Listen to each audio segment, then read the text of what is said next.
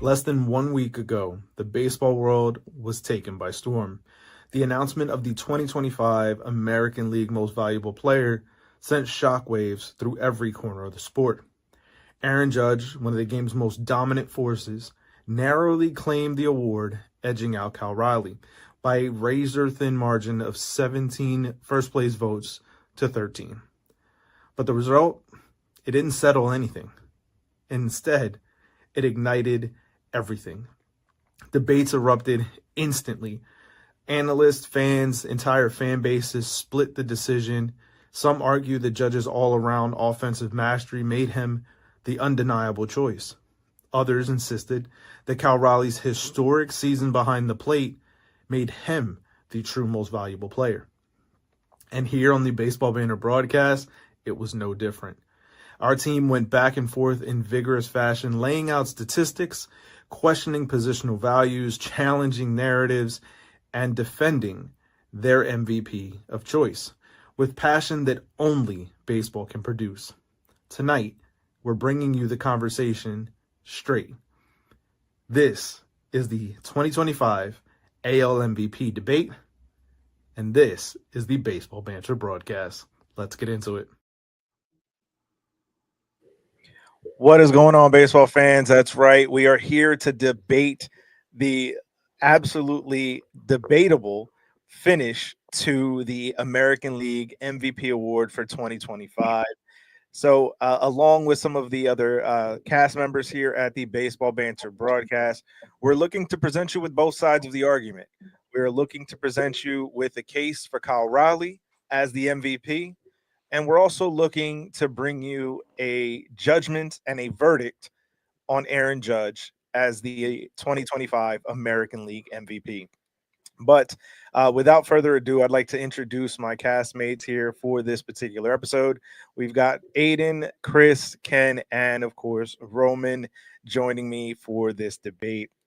So, guys, it's going to be a fun one tonight. And obviously, as I said in the intro, this was a very close race. 17 first place votes for Judge and 13 first place votes for Cal Raleigh. And we have some debating opinions. So we're going to begin with the case for Cal Raleigh. Who wants to start? I got it. So Cal Raleigh. Well, I guess there's no case.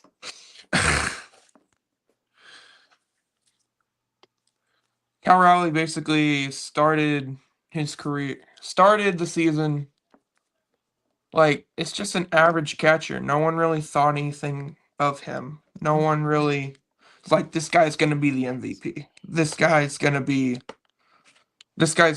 Aaron Judge. This guy's the number one in the AL. But Cal Raleigh was only known for defensive plays, defensive behind the plate. No one really thought of him as that guy. But he slowly progressed to being that guy. It didn't matter if he was the designated hitter, the catching, even if he just came in as a pinch hitter, he really showed his value. He became an all-star. He got a contract extension. He won the home run derby. He led his team to almost a World Series, which is more than what Judge did, in my opinion. Judge did a lot better statistically, sure. But I just feel like Cal Raleigh put so much work into his team, put so much work into what he did. 7.4 WAR, which is crazy. Mm-hmm. You'd never think a guy with a 247 average would be going head to head with someone with a 300 average for the MVP vote. 60 home runs. That's crazy. He broke multiple records. Sorry about records, that. Switch hitting records, catching records. It's just he's on a whole entire another level. A season we've never seen before. Judge can repeat.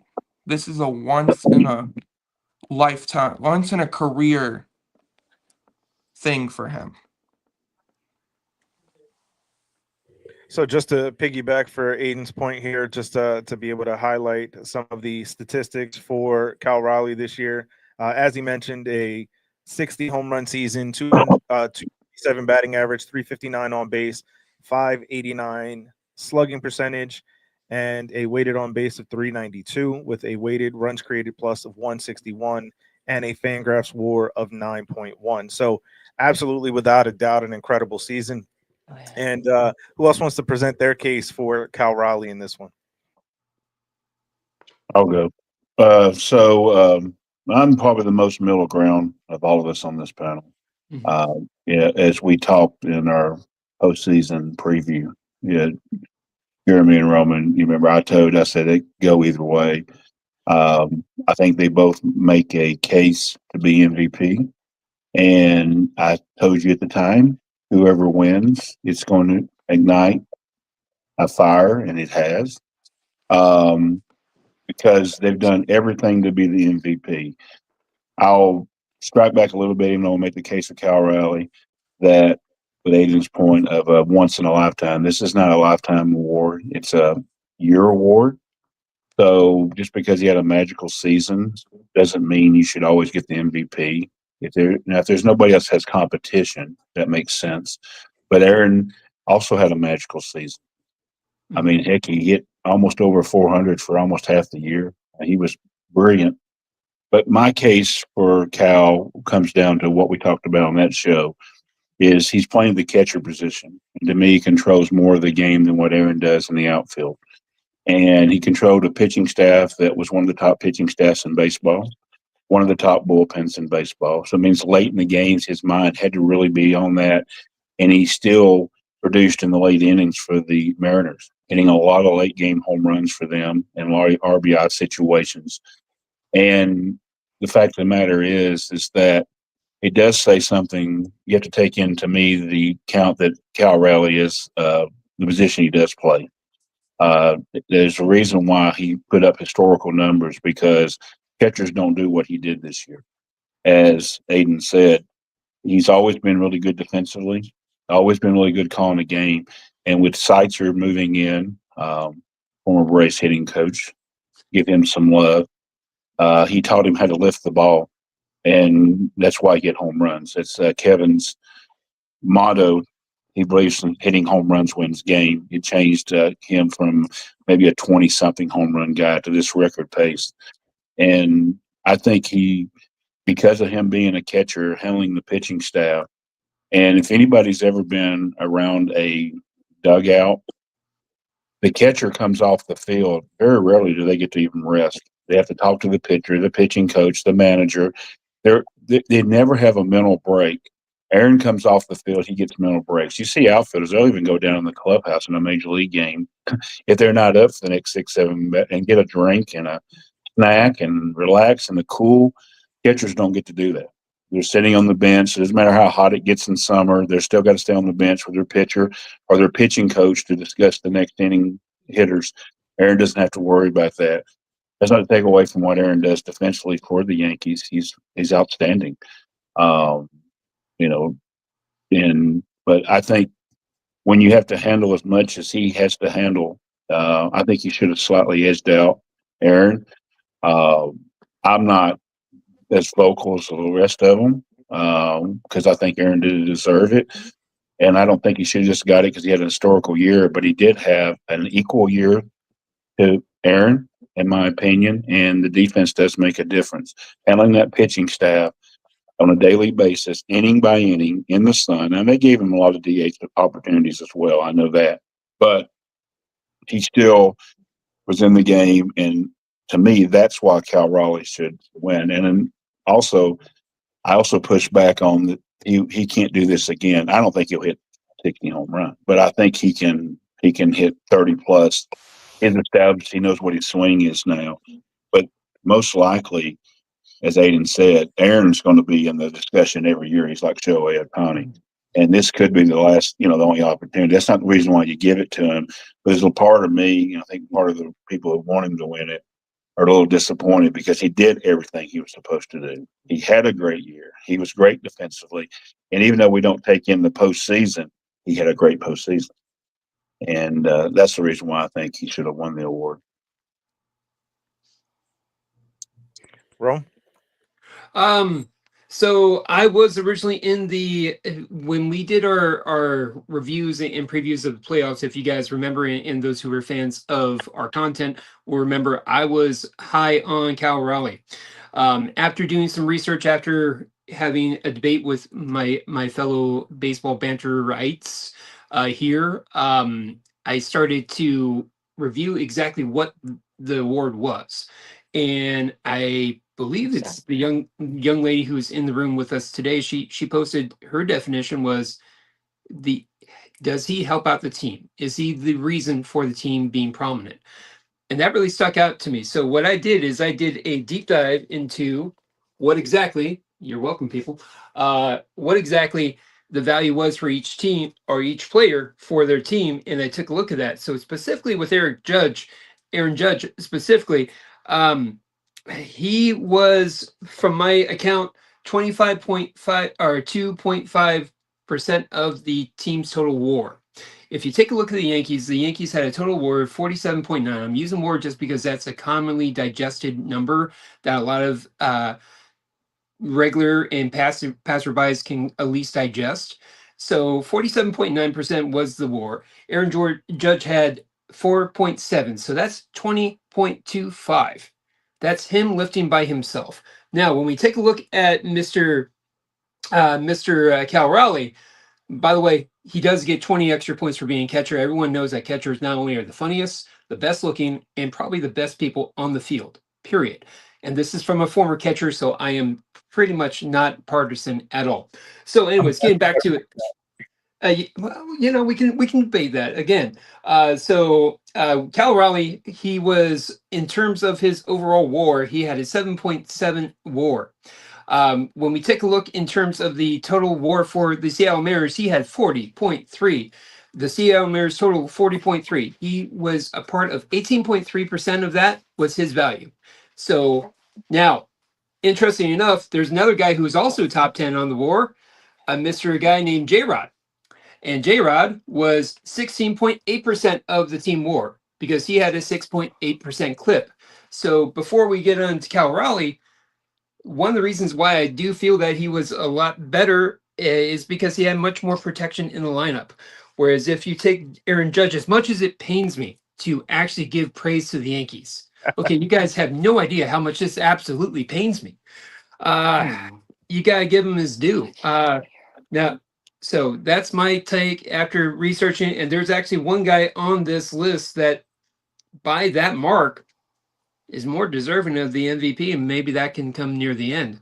But when we talk about it, that's how I move to the Judge category. As much as it pains me when looking at all that Judge has done, when you take a look at the top 10 list, it has to be a pretty solid case to get it, to steal it from him.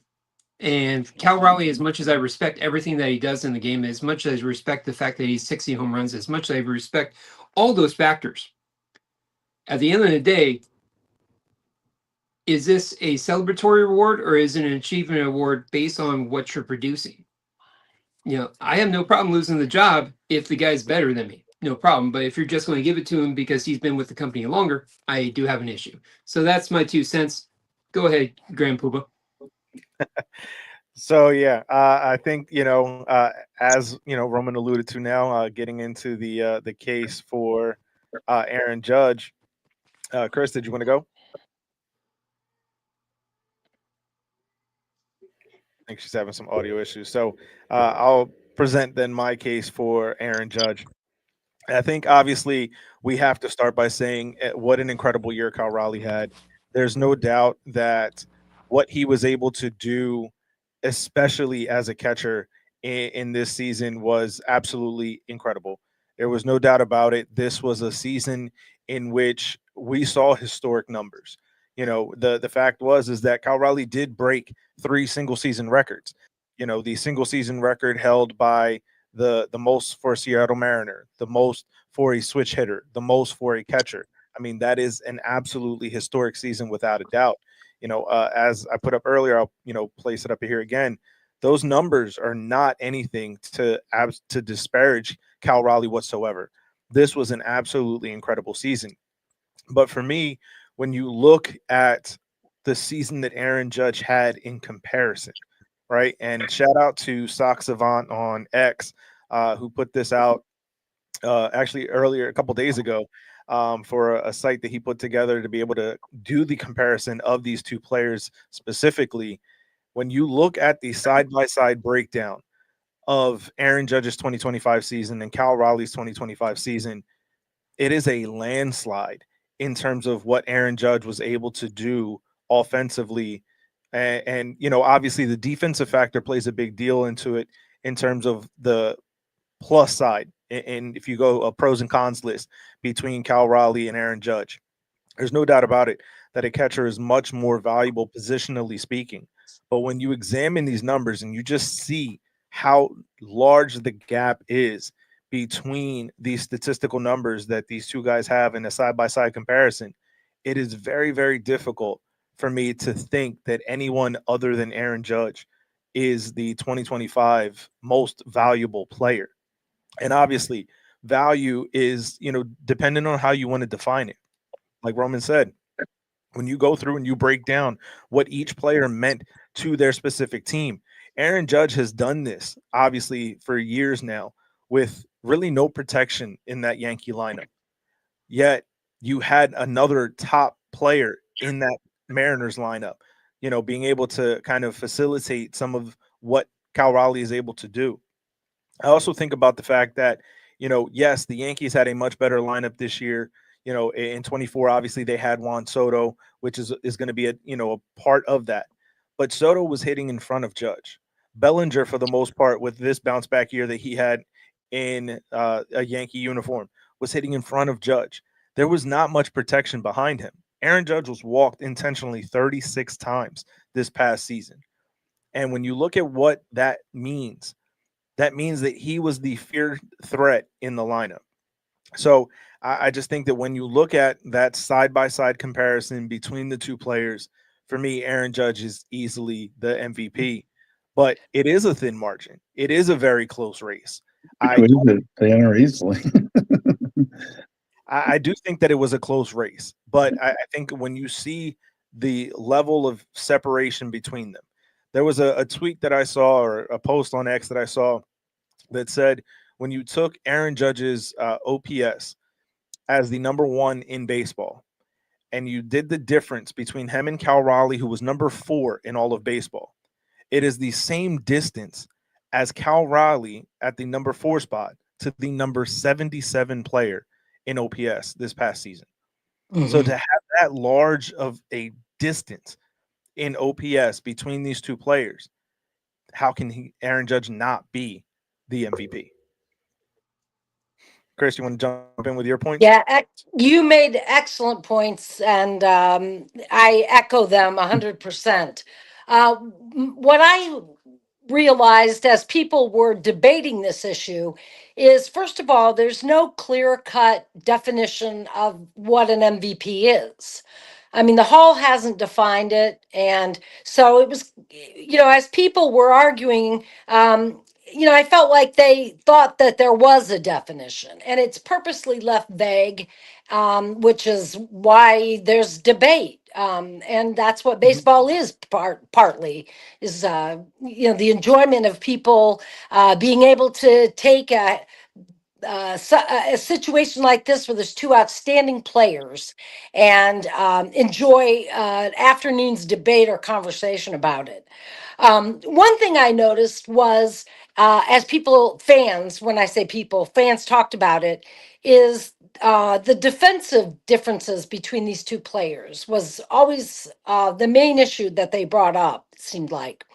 And I thought it's my understanding, and I'm not a math genius. So anytime you hear me start talking about war and things like that, grain of salt, but that's beside the point. I do my best. But when war, there's also no real formula for war. So these two um, things are kind of vague in and of themselves, but they're important in the debate because obviously the war discrepancy between these two players does define them. For me, it was just, Judge won, but war takes into account, I think, and I think it's up to the individual voter still to decide these defensive adjustments. War takes into account that a catcher is worth more, has more values than a outfielder, right? No, I mean, it's no, sort of no. built By into the position, form, it's the replacement. It's by your position. It's by your replacement. It's not by judging replacement, Raleigh against Judge and outfielder. It's by right, another. That's why they right, get. That's how you get replacement, your war. Yeah. yeah. That's why I said I'm not a genius or anything, but I think that war it does account for and adjust for defensive differences, right? It does a little bit, but A it's little it's bit, it's it's it's it's harder to get a higher war at certain positions than it does right? in But the I rest of I it. think I think that Joe the fan and Joanne the fan like me, I don't think that they realize that you know the defensive positioning is something that was part of the formula built in, so to speak. Again, it's up to each individual voter how much they weigh the defensive element, but certainly, a catcher and Cal Raleigh's year, what a year! Is historic. He certainly had a year to be proud of, and for all of us to admire.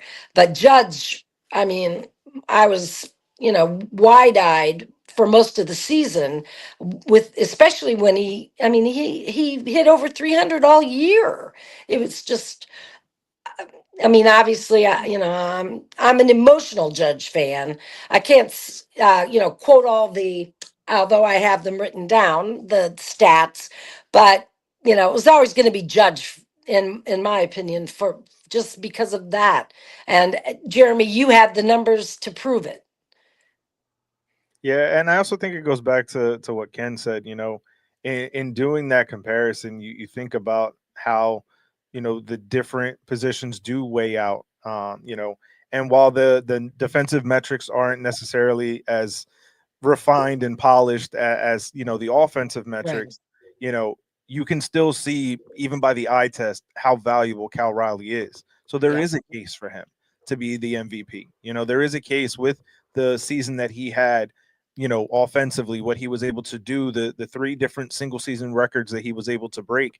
There is an absolute case for him, and there's no knock to say that Aaron Judge won the MVP and was slightly better. There's no knock on Cal Raleigh for that. Riley had an incredible season, and it took an absolutely incredible season from Aaron Judge to beat him, Yeah. and to beat him narrowly in terms of the vote.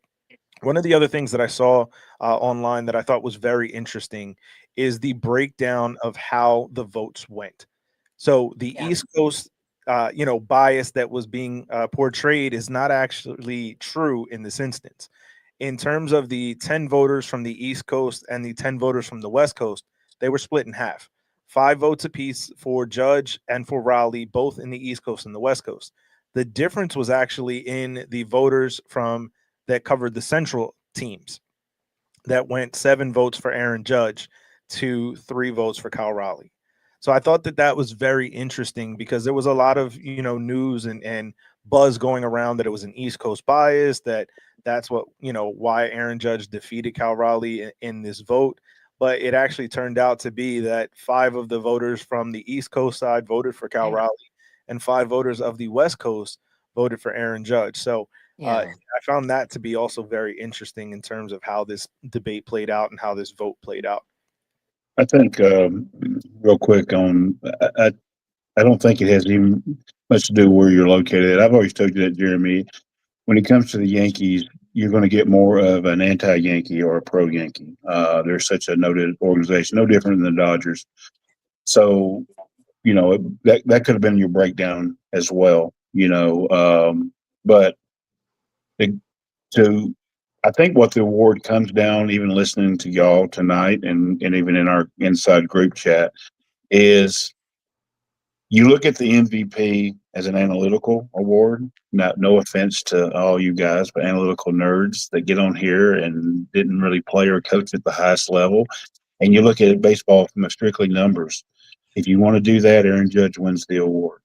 Yeah. If you want to look at it from the grind of a player every day, that's the reason why it's kind of interesting to hear Roman reverse a little bit, because he did play and played at a little bit higher level than most Americans do, to know what it is like to put the catcher's gear on and to put up any kind of offensive numbers at all.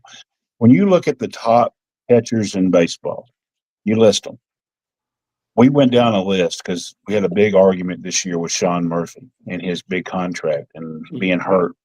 Sean Murphy's still a top 10 catcher. That's how weak the catching position is in the MLB. But it's not that it's weak. It's just it's hard to hit.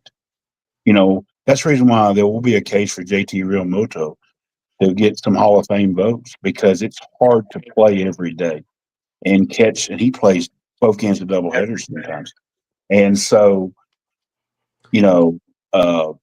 so I think that's the breakdown of the award. If people look at baseball from the eyes of playing and what you judge, then maybe you lean a bit more to Raleigh. If you're just strictly numbers, Judge would win every year. Ohtani wins every year. And by the way, Roman, by your formula, Ohtani should not have won the MVP in the National League. He played on a great team with Freddie and all those had great wars. Will Smith had a great war, And I don't ever think it should be a percentage of your team, because it's an individual award in a team environment. So it's irrelevant who Judge have. Now, Jared makes a great point. He doesn't have the protection. Mm-hmm. Seattle did bat Raleigh second, which meant J-Rod batted behind him. And that's great. That's great protection. And you can, if you want to make the case that maybe some of Raleigh's offensive numbers are inflated because of J-Rod hitting behind, which Roman, you brought it up, his WAR is so good that then that's the case to me for Aaron winning the award. Is J-Rod hit behind him, so he got pitched to more. And I know even in our series against Seattle, I told you hit balls I've never seen hit as far as he hit some of those balls against us, Raleigh, but we had to pitch to him. Yeah. J-Rod had got hot and set, down the stretch, and we had to pitch to him. And when Aaron come in, there was some struggling, and we were able to pitch around there. And that's just from little series we've had. So I think when you look at the award, it's how you view it. And that's the reason why I said I'm not going to go one way or the other. I could have come on here today and built the case for Aaron Judge for y'all as well. And I always, when I look at an award, and I could be wrong here, but this is something to throw in. If you traded Aaron Judge to the Mariners and you traded Cal Raleigh to the Yankees, just changed them. He become their catcher. Aaron Judge become their right fielder. What would their numbers be? And I know Judge would have put up the same numbers in that as far as hitting. I'm not sure Judge would hit as many home runs in Seattle because of the dynamic of the ballpark. And this is not a knock against the short right field. I hate when people do that across the country. You still got to hit the ball 300-something foot, and that's not easy in today's game. But Raleigh would have probably had just as many home runs in Yankee Stadium, playing 81 games. And the fact of the matter is his batting average would have probably been similar. He is what he is, and so the Yankees, I'm not sure what their record would have been, but I think it would have been similar, and I think the Mariners would have been similar. So even in that concept, you can't pick one or the other. If I wanted to make a case for Aaron Judge, it's by what Roman and Jeremy said. He did have J-Rod hitting behind him, and J-Rod had a good year. And because of that, I think the slot vote probably should go to Aaron Judge. If you want to look at him catching, and that takes away and evens it back out, then maybe Raleigh gets it. But I think the case can go either way, but I do think it's more of how you look at it. Are you looking at it strictly from numbers, or are you looking at it? And we had it in not to get into a different subject. We had it in the National League Rookie of the Year, and thank God they gave it to Drake Baldwin, the catcher, over the kid from Milwaukee who had a great year, and Cade Horton, the pitcher for the Cubs. Because you know how hard it is to catch your rookie year, a staff, and put up the numbers he did. So they gave it. So I think what you're getting into is I don't think it's like Jeremy's point. It's not an anti-Yankee or a pro-Yankee. It's just people look at things through numbers and how they look at it, and some people are going to vote from more of a how they think through their eyes, what they see, and some people are going to look more at the numbers. And if you look at the numbers, Aaron Judge probably should have won it. Just over the numbers. That's just my opinion. Yeah. So I'm gonna push back a little bit on that, Ken. Just part of what you said at the beginning about, when you look at it from a player's perspective. I believe it was Jeff Passan that had spoken on an interview somewhere saying that, he had spoken to dozens of players, active players, about who should have won the MVP. And they were essentially unanimous in saying that it was Judge. So, I wonder how different, the thought process is now, given just the level of what Judge has been able to do, like you said, without that protection in the lineup, and basically shouldering the burden of being the entire Yankees offense. Right. night in, Exactly. night out. I think most players, Jeremy, the reason they do is because how hard it is to play in New York. It's a lot easier to play in Seattle than it is in New York, and to put up those numbers year after year in New York, like Aaron, we're seeing one of the greatest players of all time. We are. Because he puts the numbers up. And as far as Jeff Passan, do like I do and actually put people's names to it. We you know me, I'm a 37-year Atlanta Brave ticket holder. And so I got a lot more access than a lot of other people. But we had a Braves day, and I know a lot of the players. I asked the players, and I don't know what Jeff Passan's pulling out of his, but it's about 50-50, and it's the same thing. It's the same thing. The guys who grind every day and play every day, like Matt Olson, think Cal Raleigh should win it. The guys like Ronnie Acuna, who know how hard it is to do what Aaron Judge does every day under that spotlight, because he has to be under the spotlight in Atlanta. He gets critiqued for Atlanta press is easy, but the one guy who takes the heat is Ronnie Acuna. He can't look a certain way in the dugout. He can't run a certain way. They kill him. Oh, he's moping. He's doing this, whatever. He thinks Aaron Judge should win it, because I think that's the way players even look at it too. Is how are you being handled? But Aaron Judge plays in the toughest market in the country, and he puts up great numbers. And if you want to make the case for Aaron Judge on that, Jeremy, you're 100% right. Aaron Judge should be the MVP. Yeah. Yep. And the way Judge takes care of himself year after year, and the consistency that he's produced. I mean, he's 6'7", and he's 30 years old now. He's still putting up those kind of numbers. He's in peak condition to play the game, and mentally and physically. I don't think too many intangibles would keep Judge from being an MVP either, in that respect, as far as discipline, hard work, grind it out, even behind the scenes, we don't even know what he has to put his body through to produce like he does. Yeah, I think but Cal Raleigh would tell you the same thing. Yeah. But Cal Raleigh, but he's not 6'7", and But he et catches cetera. every day. And I know, Chris, I'm not trying to be mean here, but Oh, I know you're not. ain't none of us been a major league catcher. I get back here and get beat up with foul tips, and the pitcher's now throwing godly breaking stuff that hits you all the time back there, and the bruises. Absolutely. I saw Travis d'Arnaud 2 years ago at the end of the season. It looked like he'd been in a heavyweight fight with a heavyweight boxer. He was that bruised up, could hardly move. And so I understand Aaron, and he's in great condition and all that, but it's hard to argue that Cal Raleigh wasn't doing the same thing. I just think, I wasn't arguing that. I think, yeah, I understand. And I think Jeremy's spot on, and Roman made the first point to it. They had protection, and also playing in New York. We don't know how Cal Raleigh would have handled playing in New York. Reporters But it every doesn't game matter in the because slump and whatever, and we know how Aaron Judge would have handled Seattle. Yeah. We know that Aaron Judge would have handled Seattle the same way he handles New York. He would have handled it whatever. We don't, Cal Raleigh is a feisty little thing, and he gets a little sideways, and that we like that about him. As a catcher, you like that.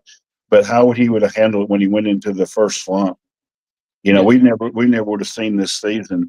And when Aaron Judge, committed one of the worst errors in World Series history, and then he just bounces back from it. It's amazing how he can handle adversity, and so there's a lot of that's the reason why you make cases for Aaron Judge, because I'm not, and that's the reason I said as a coach, I wonder if can they play in this system or play in this system. And not to get into a different subject, that's how I determine my quarterbacks, who's better quarterback. If you take Josh Allen, you put him on the Kansas City Chiefs with Andy Reid, and you put Patrick Holmes on the case of the Buffalo Bills. I think Josh Allen wins just as many NFL championships with Andy Reid as his coach in that team, where Patrick Mahomes would have had McDermott, who I think is a defensive coach, maybe not had that in their ear. So weird situation you're in. And I just know Aaron Judge would have 100% succeeded in Seattle.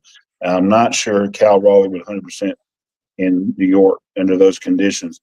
And that would be, if I'd come on here, that would have been my case for Aaron Judge. Is Aaron Judge can win in any ballpark. I'm not sure Cal Raleigh can. Yeah, no, I mean, that's a great point. All night long, we've kind of been debating the positional value of each of these spots. So I think that, when you look at this award, part of it becomes the argument of what you see as the more valuable position, what you see as Roman alluded to earlier about the definition of what is valuable, right? What is the most valuable player? Right. So, I think there's been a fun discussion here tonight. So I just kind of want to bring up the idea tonight of, the case for Cal Raleigh, the case for Aaron Judge. This has been, a wonderful debate amongst the crew here. So before we close out, I just want to ask a question, right? And I want to, an answer from everybody on this. Do we believe that Cal Raleigh can replicate this season, right? So maybe not 60 home runs, let's say, 35, 40 home runs and be the player that we saw him become this year. Is that something that we believe is, replicatable by Cal Raleigh? Yeah, go ahead, Chris. Oh, okay. I would say that is pretty hard to replicate. I mean, in sports, it's 162 games, pretty hard on you. His year was unbelievable, but and magical, and probably for that reason, it won't be replicated. I think it'll be more. I think he'll be a steady, consistent guy. I mean, who knows?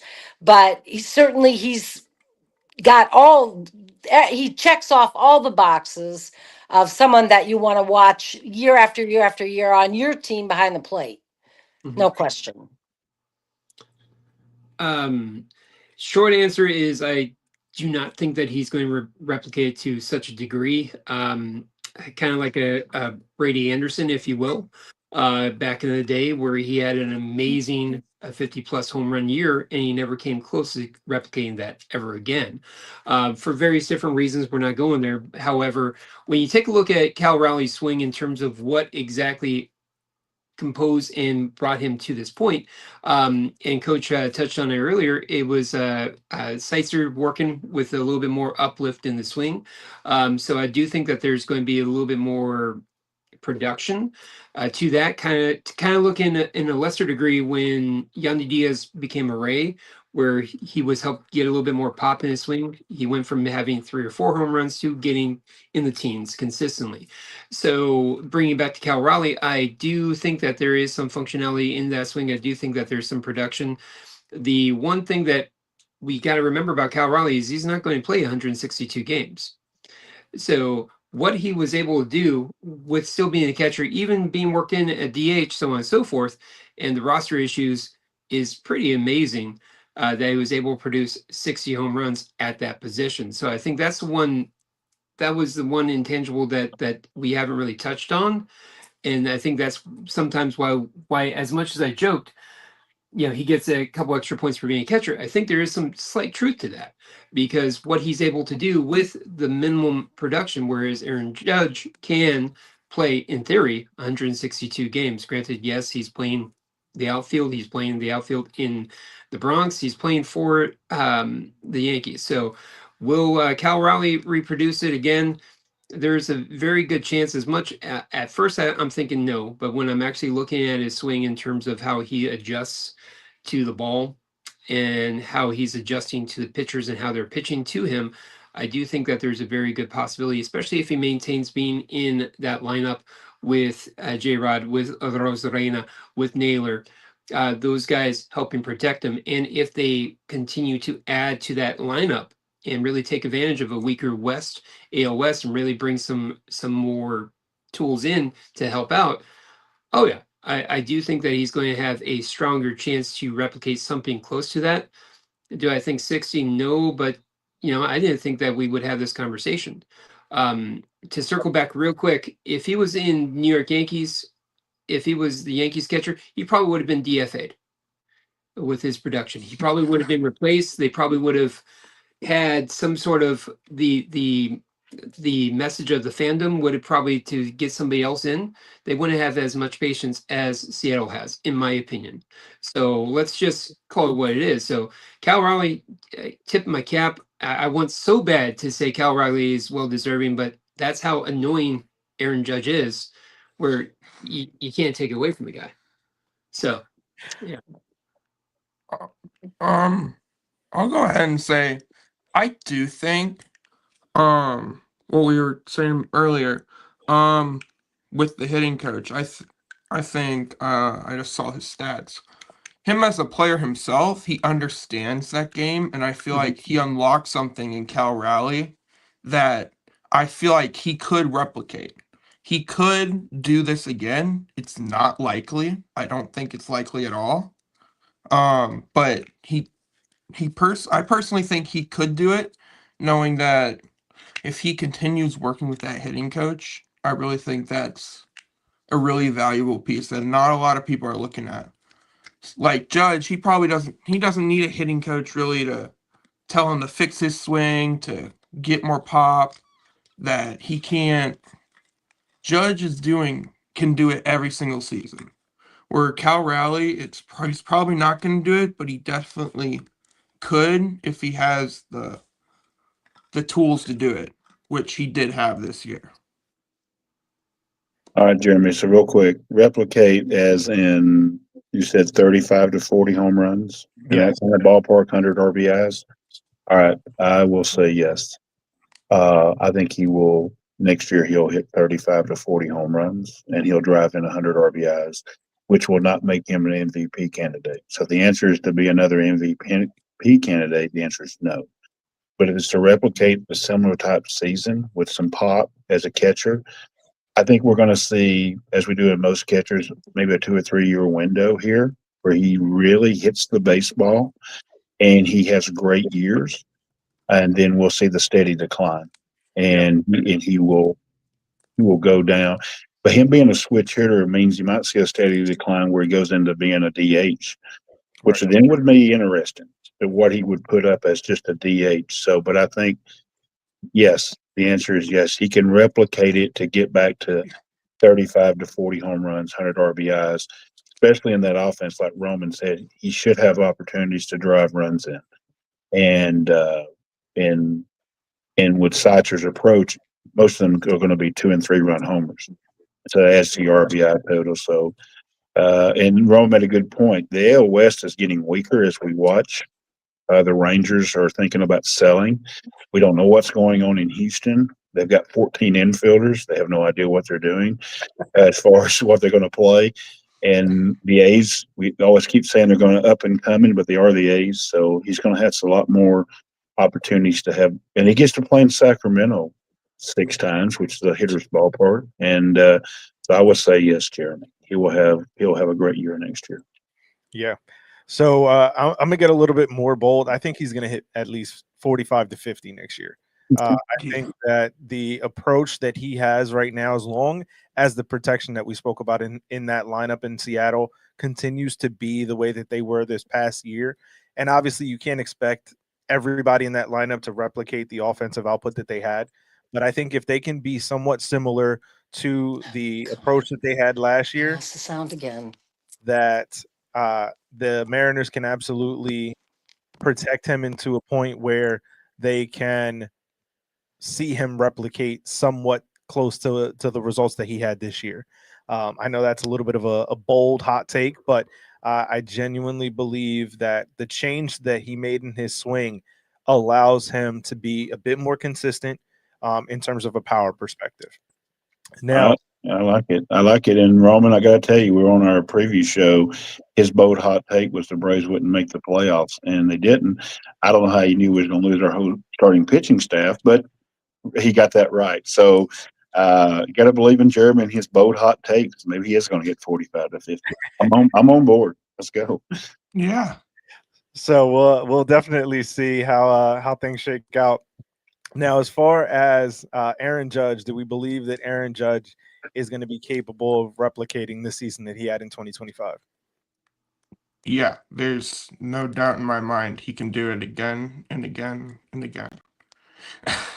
As much as it sounds like I'm not excited for it, I think he's one of the best of all time, in my opinion. Yep. And I think he can do it again.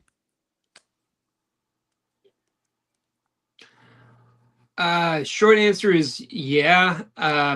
Short answer is yes, he can do it again. However, what makes Aaron Judge special, and from the Rays perspective, where I get the joy of seeing him 18 times a season, that's fun. Thank you very much. I've seen him develop where he had a long swing because he has a lot of parts going, so on and so forth. And I've seen him fall in love with a long ball. I've seen him though work with what the pitchers are doing, and he's being very cerebral with his at bats in terms of he knows what he's doing and what to do in certain counts, and that's pretty awesome. He knows he's not just hunting for a pitch; he's hunting for an opportunity, in my opinion, and that gets very annoying because I'm trying to think along with the pitcher and the catcher in terms of how we would approach this guy. So, seeing that he's not wearing basically a bunch of balls in his side, clearly no one's listening to my philosophy. I'll just hit him, hit him. No, I'm kidding, for the record. But yeah, in terms of what he's able to accomplish, he's very good so far with just doing the adjustments. Now, in terms of comparables, in terms of his body type, because of how long lanky he is, I can see him going the route of a Andre Dawson type of player, where his body's going to break down, his knees are going to break down, but he's not having to play in Olympic Stadium. He's playing in Yankee Stadium. So he's able to not sacrifice as much. In terms of his, yeah, I can see him going again. I can see him going for a long time, as much as it pains me. God help everybody in the AL. God help everybody in MLB if you guys actually get some protection for him, like legitimate protection. Let's no, let's not. Please don't. Whatever. Yeah, that was because he's definitely somebody special, and it's taken me a little while to get on that train because I have to cut through the New York hype, where everybody and their grandmother's next for his thing. I mean, Didi Gregorius, for Pete's sake, was held together like he was the second coming of the greatest shortstop ever for about 2 to 3 years. And there's fill in the blank. We could go up and down. Brian McCann, after he went through his great stint with the Braves, he was held high even though he was starting to come down. We can go up and down the list in terms of that. So once we cut through all that hype, then we're actually seeing the awesome fruit. It's kind of like a pineapple with New York Meta. You gotta go through all the pricks to get the sweet stuff. Okay. So no, the prickly of the pineapple. That's what I meant. Don't edit me out. I promise. But yeah, so that's my take. I do think that he's doing a lot of good things. All right, I got to push on, but you don't. There'll be no Brian McCann hate on this show. I mean, I love Brian McCann. For the record, let's stop with the Brian McCann hate. We may retire his jersey in Atlanta, by the way. But he deserves it. yeah, I'm going to do a hot take for you, Jeremy. I'm going to do a hot take for you. I think his year this year was historic. Y'all can pull up the numbers. His OPS was off the chart. Yeah. Just a tremendous year. And I think he'll have a tough time replicating this year.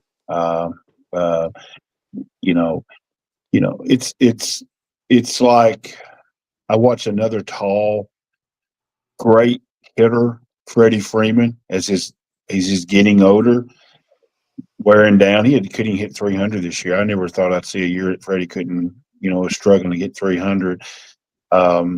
And until the Yankees show me what they're going to do with their lineup, can I put an asterisk in my hot take? If you do sign Bo Bichette, then I want to go the other way, and you bat Bo behind him.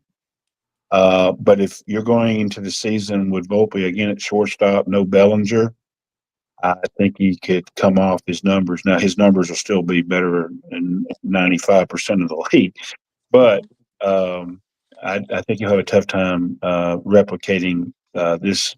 Kind of, to me, it was kind of an historic year for him too. Just in OPS, I mean, his OPS. I mean, he was better than. I mean, you could, like you said, you could put him against other people, and you could add up the bottom part of the league, and and they couldn't get the WAR. I don't know how many players you'd get to add up to Aaron Judge's WAR. It's just tremendous player.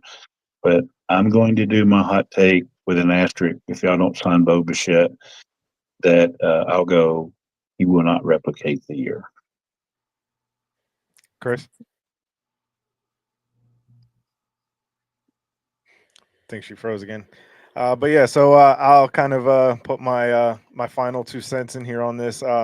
So I kind of agree with you, Ken. I think that this year was such a historic year. When you think about his OPS plus of 215, where 100 is league average, Aaron Judge was better than 2 replacement level players and then some this past year. To be able to replicate a season of that magnitude, it is going to be very, very hard to do. Now, that said, I think that he's still going to surpass everybody else in the league. I still think that he is going to be in line with his career norms of a career OPS plus of 179. But I just think that it's going to be very, very difficult to be able to replicate 215 OPS plus. As you said, his OPS was 1.144. So 1144 of an OPS is absolutely insane. It's just something that you're really not going to see on a yearly basis, even from the player that Aaron Judge has become. So, but I also agree with your asterisk that if the Yankees do something to protect him in that lineup, we may see something similar. I think that's going to be the biggest determining factor for Aaron Judge's, replication ability in this upcoming season to see what he can do similar to 2025. If there can be some protection in that lineup where teams are forced to pitch to him, as you mentioned, having been forced to pitch to Cal Raleigh this year, we may see something, even more historic from Aaron Judge next year. So again, I want to thank everybody for joining us here on the stream. If you haven't already, make sure that you hit that subscribe button down below, that you hit the bell, the post bell for notifications, so that each and every time we drop new content here on the Baseball Banter broadcast, that you are notified. Like I said many times on this channel, you are going to be seeing a lot more interesting content as the season is unfolding. We have some very, very interesting things happening on the channel. As you can see with the panel discussion here, there's going to be a lot more of this and some very interesting stuff on the way. So without a doubt, for the entire crew here at the Baseball Banter Broadcast, we want to know who you believe is the rightful 2025 MVP. Leave that down in the comments, and we will catch you guys on the next video. So you guys have a wonderful night, and we'll talk to you later. Peace.